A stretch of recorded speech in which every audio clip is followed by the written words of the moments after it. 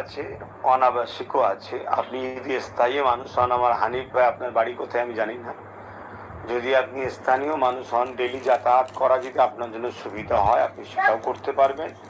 তবে আমাদের hostel system আছে, আবাসিক সিস্টেম আছে। আপনি আপনার বাচ্চাকে, আরও বাচ্চারা যেমন আবাসিক আছে তাদের মতো রেখে আপনার বাচ্চাকে পড়াতে পারবেন।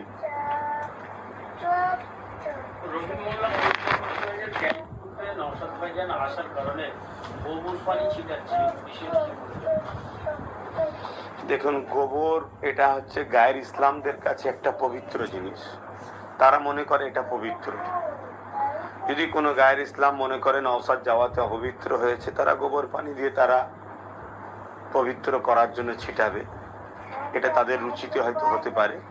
তবে ইসলামের কাছে যে কোনো জীবজন্তুরই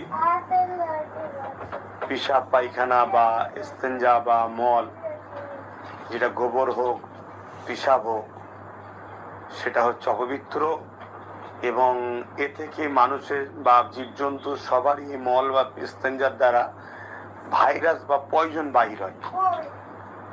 শরীরের মধ্যে যে ব্যাকটেরিয়া, ব্যাড ব্যাকটেরিয়া থাকে, রোগ থাকে, জীবাণু থাকে, সেগুলো বাহির হয়।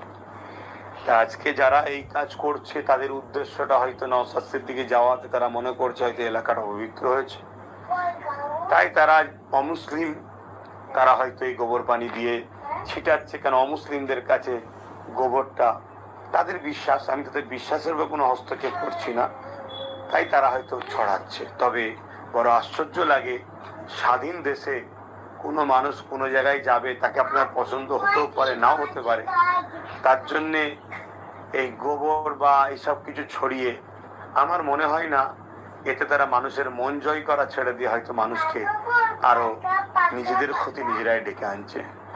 তবে আমি আমার কওমের মানুষকে বলবো, দেখো একটা নবী বংশের আওলাদ, সে রাজনীতি করার জন্য আজকে অপরাধী হয়ে গেছে। কেন মানুষের হকের কথা বলে, গরিবের কথা বলে, ইনসাফের কথা বলে, সন্ত্রাস জালিমদের বিরুদ্ধে কথা বলে, তাই সেখানে সে যাওয়ার জন্য তাকে দেখুন গোবর পানিতে একটা অপবিত্র নাপাক ইসলামের যে জিনিসটা, সেই জিনিস দিয়ে আজকে তাকে কতটা ছোট করার চক্রান্ত করছে। আমি জানি না এর পিছনে ওই এলাকার মুসলিম সম্প্রদায়ের ভাইরা এটাকে কিভাবে নেবে। তবে ইসলামে গোবরটা নাপাক, অপবিত্র, এটা কোনোভাবেই কেউ যদি মনে করে এইটা দিয়ে পাক পবিত্র করা হবে, কোনো যদি মুসলিমে ধারণা নেয়, সঙ্গে সঙ্গে সে কুফরি করলো, হারামকে পাক বানাবার চেষ্টা করার জন্য ইসলাম থেকে বেরিয়ে কাফের হয়ে যাবে। প্রশ্ন করছে নটোরিয়াস ক্রিমিনাল আপনাকে মারার কথা বলেছেন, আপনি কি বলবেন? এরকম কতজন কত কি বলছে, এসব জালিম সন্ত্রাসদের কি প্রশ্ন উত্তর দেবো, সেটা আমার ভালোবাসার মানুষরা দেখছে। গণতান্ত্রিক প্রক্রিয়ার সময় এলে যেমন এইসব বিষয়ে কোনো এইসব বিষয়ের উত্তর নেই আমার কাছে। এসব এদের কি বলবো, এদের মাথা ব্যথা খারাপ হয়ে গেছে, ভুলভাল বলছে। আর এরা আইনকে তো মানে না, সন্ত্রাসী, গুন্ডাগিরি। তবে এটা বোঝার বিষয়, এখানে এদের মুখে কিরকম ভাষাটা এটা মানুষ ভাবুক, যাকে বিষয় বেশি বলতে বলেন।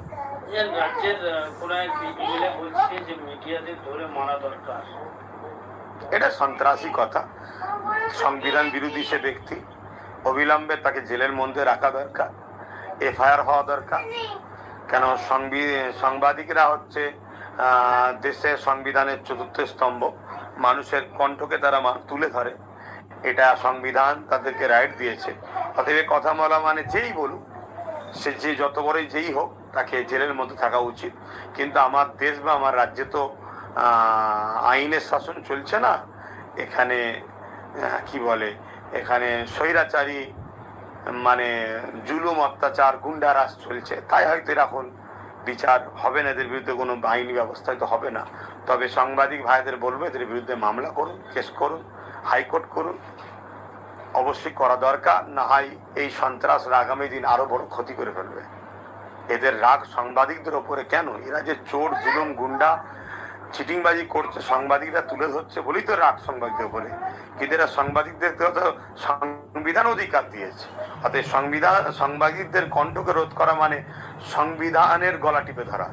অতএব এদের দেশদ্রোহী মামলা করা দরকার বিরুদ্ধে। মোল্লা সামিউল্লাহ প্রশ্ন করছে ভাইজান আপনার কাটিং ভিডিও কাটিং করে সোশ্যাল মিডিয়াতে ছেড়ে সমাজের মধ্যে বিভ্রান্ত করার চেষ্টা করছে, যারা করছে তাদের বিষয়ে আপনি দেখুন, আমার মোল্লা সামিউল্লাহ ভাইকে আজ থেকে 7-8-9 বছর ধরে এরকম চলছে আমার বিষয়। বীজখান হয়তো 2-3 বছর বন্ধ ছিল, আবার নতুন করে চালু হয়েছে। আমি একটাই কথা বলবো ভাই, মানুষ সজাগ, সে আমার পক্ষে হোক আর আমার বিরুদ্ধে হোক। মানুষের হাতে অ্যান্ড্রয়েড মোবাইল আছে, কারো কাছে কোনো বক্তব্য গেলেই মানুষ সেটা 2-3 মিনিটের, 30 সেকেন্ডের, 40 সেকেন্ডের, 1 মিনিটের, 1.5 মিনিটের, 2-3 মিনিটের বক্তব্যতে মানুষ ভেরিফাই করবে, সেটাকে পুরোটা বার করার জন্য চেষ্টা করবে। আমি আল্লাহর উপরে ভরসা রেখে নবী পাক সাল্লাল্লাহু আলাইহি ওয়াসাল্লামের গোলাম হিসাবে আমি বলতে পারি, আমার কোনো বক্তব্য এমন দিইনি যেটা কোরআন সুন্নাহর বিরুদ্ধে এবং আমার দেশের সংবিধানের বিরুদ্ধে। এমন কোনো বক্তব্য দিয়েছি বলে আমার ইনশাআল্লাহ মনে পড়ছে না, আর আশা করছি আল্লাহর দয়াতে সেরকম বক্তব্য আমি দিইনি। কেন, আমি যেটাই বলেছি হয়তো সেটা কাটিং করে দিচ্ছে বলে অনেক মানুষের বুঝতে হয়তো হলেও হতে পারে, বুঝতে হয়তো অসুবিধা হতে পারে। আমি তাই বলবো আপনারা পুরোটা দেখুন, দেখে যদি মনে হয় আমি কোনো কথা ইসলাম বিরোধী, শরিয়াত বিরোধী বলেছি, উপযুক্ত আলেমের দ্বারা কোরআন সুন্নাহর দলিল দিয়ে আমাকে স্টাম্প সহ আমার বিরুদ্ধে সেই ফতোয়ার যেটা হচ্ছে সেটা দিক, আমি অবশ্যই সেই উলামার সঙ্গে কথা বলে যদি সত্যি আমার ভুল হয় তাহলে আমি ক্ষমা চেয়ে নেব। কিন্তু আলহামদুলিল্লাহ এটা 7-8-9 বছর ধরে চলছে, এখনো পর্যন্ত কেউ এরম কিছু দেখেন, ওই কাটিং ছড়াচ্ছে শুনছি। আর শেষ কথা হলো, আমি সামিউল্লাহ ভাইকে বলবো, যাক, যারা এই কারা করছে নিশ্চয়ই তারা আমার দুশ্মনী করছে। দুশ্মনদের সঙ্গে যারা উঠা বসা করে, হয়তো তাদের মধ্যে থেকে বেশিরভাগ মানুষটা হয়তো বা কম মানুষটা আমাকে হয়তো পছন্দ করে না, তারাও কিন্তু আজকে আমার ওয়াজ শুনছে কাটিং, তারাও রিসার্চ করবে, তারাও প্রকৃত তথ্যটা বার করবে, বার করলে আশা করছি তাদের মধ্যে পরিবর্তন তৈরি হবে। আমার প্রচার যখন করছে করতে দেয়। একজন প্রশ্ন করছে ভাইজান আপনাকে নিয়ে, বাঁকুড়ার একটা লোক ফটো এডিট করে ফেসবুকে পোস্ট করেছিল, এই নিয়ে কি বলবেন? এটা চরম একটা অন্যায়। আমি দেখেছি, আমি দেখে খুব কষ্ট পেয়েছি।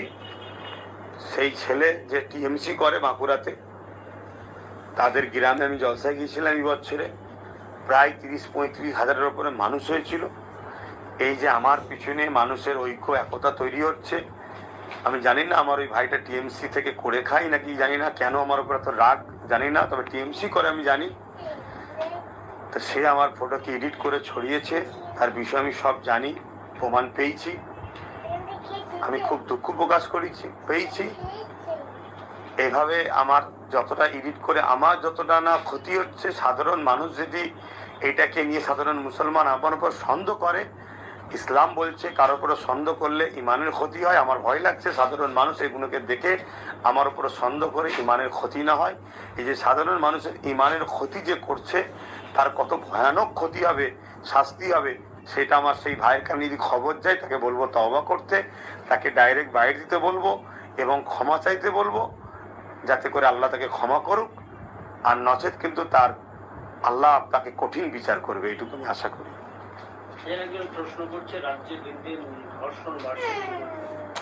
রাজ্য সরকার যখন ধর্ষকের সাপোর্ট করে আর ধর্ষকের যখন রেট বাড়ায়, রেট তৈরি করে দেয় এবং ধর্ষকদের বাঁচাবার জন্য যখন সুপ্রিম কোর্টে উকিল লাগায়, সেই রাজ্যে ধর্ষণ হওয়াটা একটা আম ব্যাপার। আর যারা ধর্ষণ করছে তারা কারা? বেশিরভাগই রাজ্য সরকারের বা যে কোনো নেতাদের ছায়াতলে থাকা চামচা দালালগুলো গুন্ডাগিরি করে খায়। তারা জানে নেতার মাথায় হাত আছে, প্রশাসনকে বলে দেবে, প্রশাসন আমাকে গাইড করবে। আর যেসব মেয়েরা ধর্ষিতা হচ্ছে বেশিরভাগ গরিব, সে মুসলিম হোক, এসসি হোক, এসটি হোক, ওবিসি হোক, গরিব সম্প্রদায়ের মানুষ। আর কারা হচ্ছে?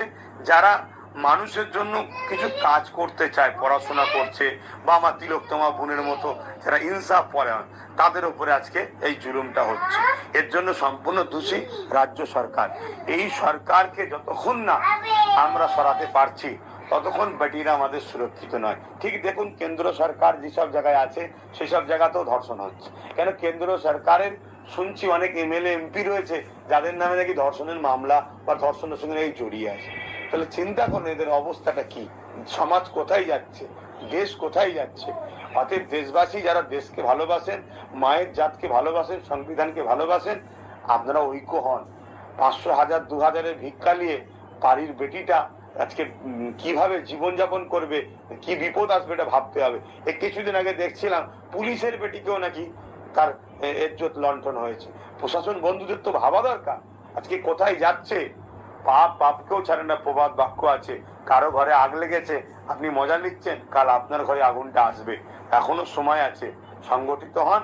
এই নারী বিদ্বেষী যে সরকার, যারা ধর্ষণের রেট দেয় এবং ধর্ষকদের ঘরে বাঁচাবার চেষ্টা করে, এদের বিরুদ্ধে সবাই সংগঠিত।